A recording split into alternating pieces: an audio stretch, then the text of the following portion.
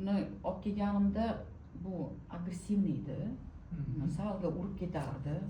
Keyin uni gapirsangiz o'zini yerga otardi-da. Keyin mana bog'chada kislorod yetishmaydimi bu kallasiga deb o'sha logopedga borganimizda ham shunaqa degandan keyin bu yoqni bizga tavsiya qilishdi. Sirdaryoda tavsiya qilishdi bizga bu yoqni. Bu yoqqa olib keldik, mana уже mana 9-marta kelishimiz. Mana уже rezultat borda, mana. Nima o'zgardi masalan, muolaja? Endi mana agressivligi yo'q bo'lib ketdi. Ancha o'zini bosib olgan. O'sha o'zini fikrini tushuntirib aytib bera oladi. Endi bola har taraflama o'zgardi-da, ancha o'zgardi.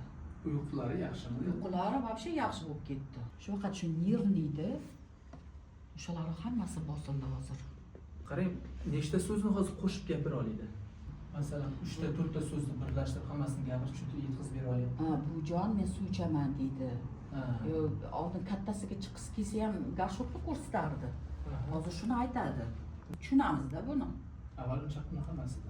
Oldin unaqa emas edi bu. Lekin qo'shib gapirmasdi. Keyin ko'p qaytarardi orqangizdan. Gapni qaytarardi-da mana. Ayt buni desa shuni aytardi, bu unaqa o'zicha gapirmasdi. Aytganingiz buyruqingizni bajaradi, o'zidan biri birorta fikrini aytolmasdi. Hozir endi mana bu yoqqa keldik, o'zi tushuntiryapti-da, bizga hamma gapni tushuntiradi. Bor o'zimiz ham xursandmiz. Azizxonga ham rahmat, qular dard ko'rmasin. Umri uzoq bo'lsin, bolalarning rohatini ko'rsin.